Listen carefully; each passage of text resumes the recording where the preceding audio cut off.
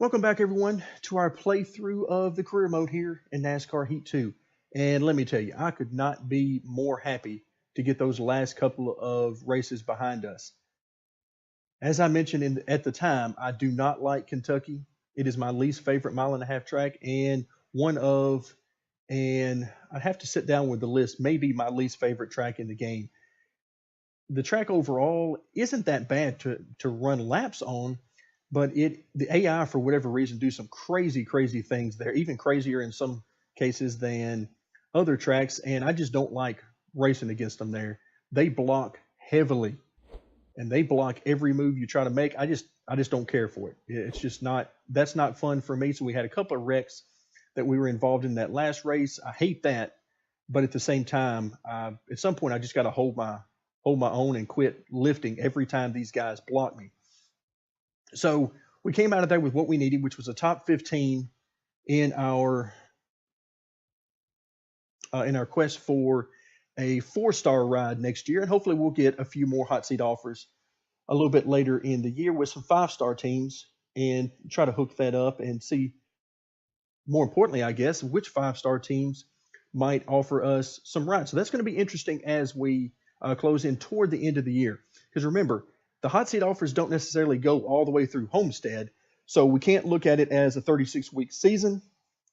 Instead, we have to look at it as more like a 30, maybe 31, maybe possibly even 32-week season for the purposes of hot seat offers. So for now, we are ready for New Hampshire, and I absolutely love New Hampshire, as I mentioned at the very end of the last video.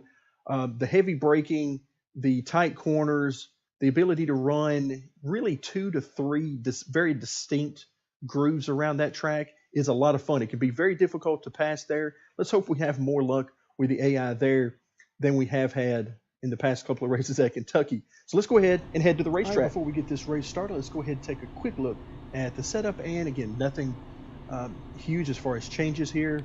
Front weight is still at 51.0 just to slow the car a little bit and keep us from taking quite as much speed through the corner as we would like.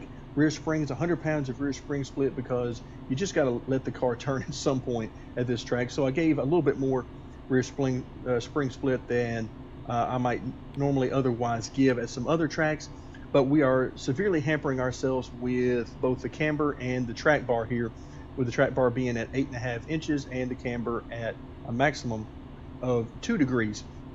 So that's our setup. Let's go ahead and get to the race. Wow, we are green at New Hampshire, and what a terrible start. They gave us control of the car at the very bottom of the track. Basically started the race 3 wide, and we're already beating and banging all over the place. All right, we're off to a good start, and once again, somebody is banging into us. I'm just trying to stay out of the way right now. My goodness. Now, by some miracle, we qualified 15th for this particular race. There's another hit from the AI. Wow.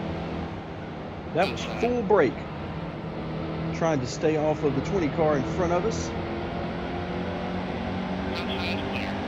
And there is so much speed that we're leaving on the track right now because of our setup changes, that it'll be interesting to see what we can ultimately do with this car in this race. But these guys are really slow right now through the corners. Ooh, I do not want to be on the middle of 3 line.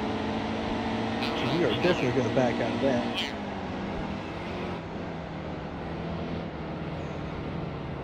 I don't know what's going on with the lighting right now for this race.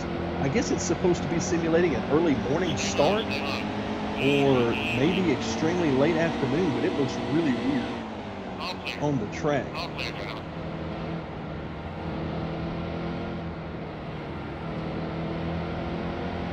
All right, so somehow we're up to the top 10. I have no idea how, because this thing is like a dump truck in the corners right now.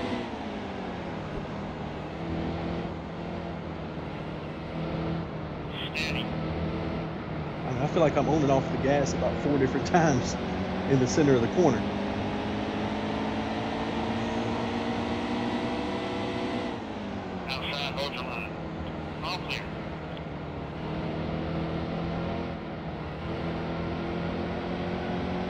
See if we can get some sort of rhythm going here. We get some very long shadows.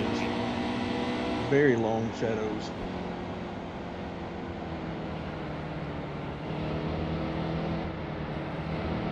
Yeah, so we started 15th, which was odd because I was running, that's the only lap I ran. The qualifying lap was the only lap I ran. No laps of practice. And it was odd that I was 15th because I would have thought I was going to start like dead last because the lap was not good at all. I was basically a second off the laps that I would expect to run with the normal setup. So that's quite a bit off in speed, and yet somehow here we are. Started 15th, and it wasn't a fluke because we are now running 8th. And we are exclusively in this very bottom lane here, basically.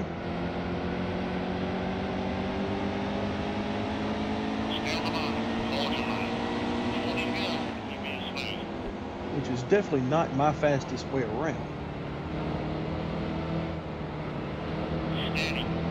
Alright, this is a pretty good run off the corner for us. So at this point, we're just trying to see, okay, where does our speed line up versus the competition?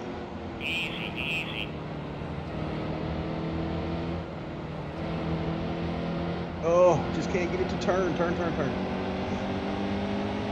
So it looks like somewhere on the back edge of the top 10 right now is where our speed would line us up.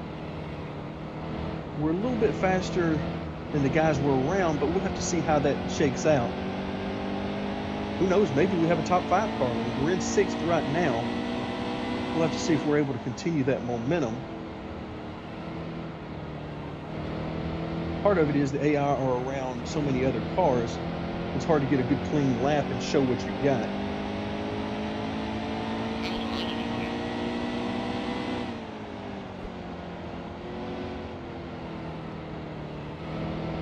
But we're definitely not losing any time to the top 5, I don't think, running at this pace.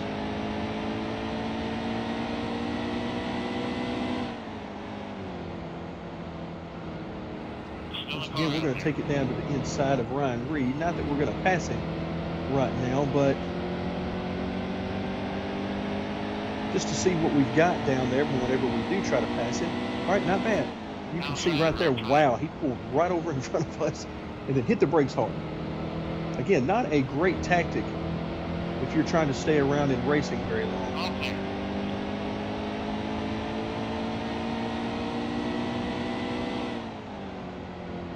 So maybe we got a better car than I thought.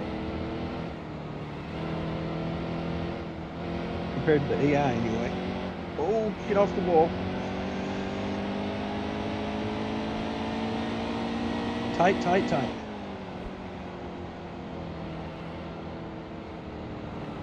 So we've made it to the top 5, which is hard enough for me to believe on its own. Now the question is, do we have enough time and speed to make it up even farther than that?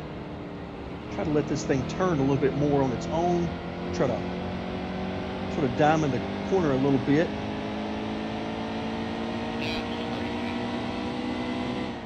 So we're just shy of halfway in the race.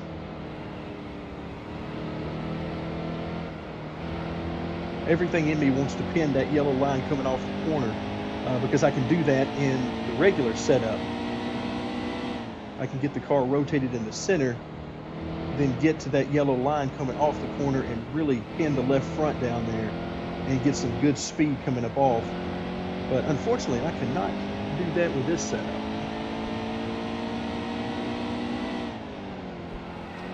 Ooh, yeah.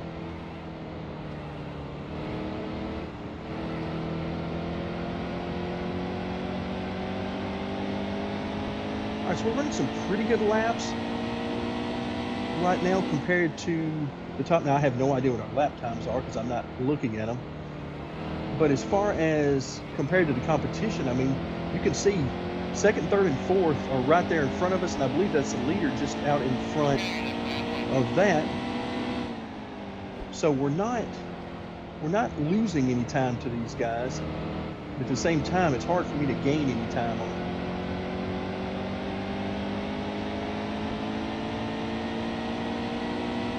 I would love to come out of here with a podium. Yikes.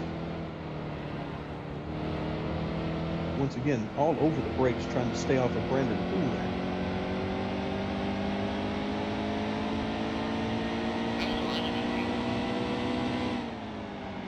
That was a really good lap. I didn't think so, but I'm glad he did.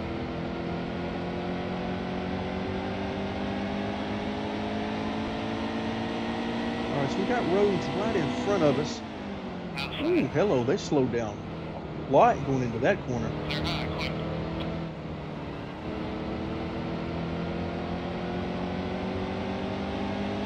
I'm trying to make sure I give Rhodes plenty of room out there. I didn't really know if I was clear of him or not.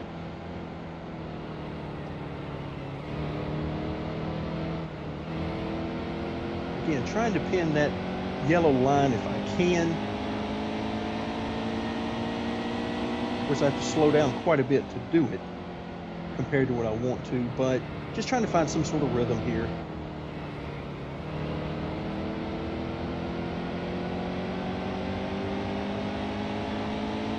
We're up to 4, 10 laps to go.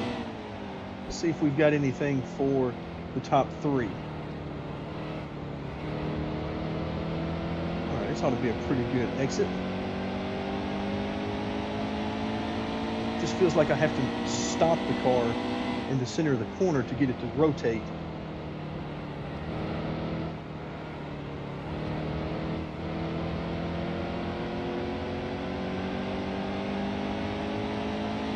Key to passing here, as I mentioned in the track video that I did for this setup, it's all about from the center of the corner off. You got to be able to get back to the throttle, stay in the throttle, and that's how you beat them by drag racing them off the corner. And then by the time you get to the entrance to the next corner, you should have them either cleared or at least have good positioning on them, so you can make the pass.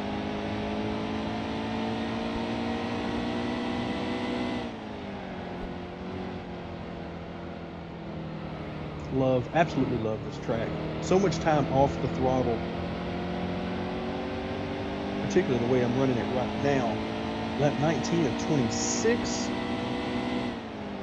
Ooh, Brandon Poole once again slowed way down. Glad I could stay off of it. But once again, I have to admit the leaders are not getting away. As slow as I feel like I'm running here, compared to the leaders, it's not bad. You know, we're definitely not gaining on them. I don't want to give that impression. We're not gaining on them, but I do think there's a shot at Brendan Poole if I can have a couple of good corners to get up close to him. Then I feel like I can beat him on corner entry, because I'm definitely able to drive it in deeper than he is.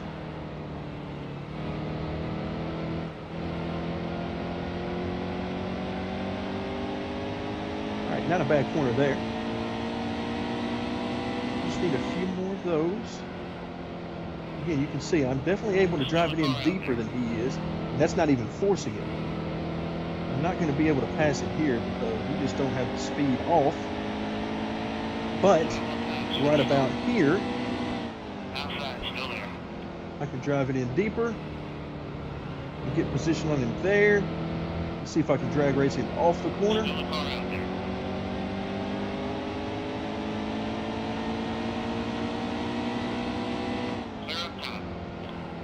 And there we go. All right, so we got him.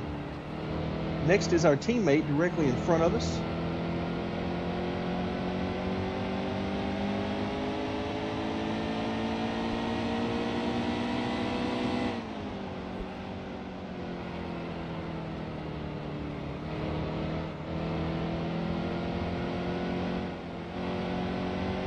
Just not enough speed coming off the corner, but you can see we've been able to pull away a little bit from Brendan Poole.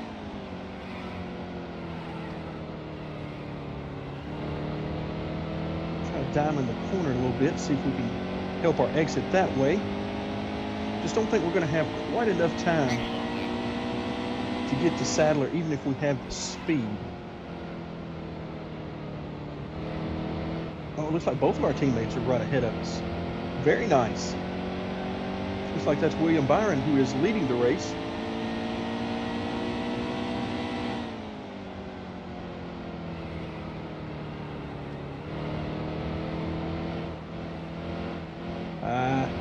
Terrible corner there, terrible corner. Could not get the car to rotate. I kept trying to use the throttle to rotate it, and it just never did. That was me trying just a little bit too hard.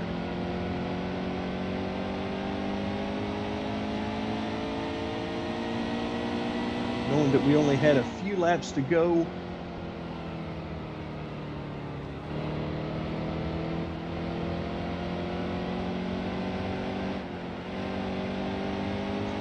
that was a little bit better corner. Still got too tight on the exit.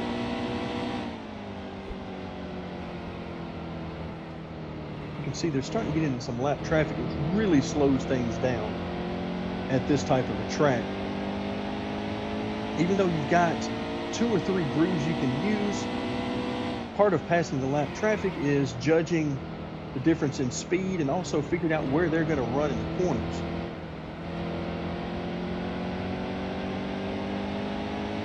All right, so not bad at all. We come home with a top 3 sweep for the junior motorsports cars. I will take that.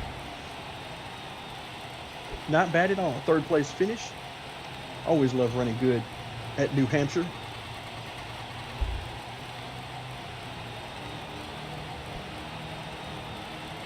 So that pushes us over $5.3 million now in our bank account. It will also keep us in 5th position in points, and now push us up a little bit closer to Eric Jones, who is in 4th position. Now you can see that we've got a couple more drivers with 2 wins. We've got Elliott Sadler, 2 wins. William Byron now with 2 wins. This was his 2nd one here at New Hampshire. And then Eric Jones also with 2 wins. So this is getting very crowded at the top in the win column. All right, somehow we managed to have the fastest lap in that race.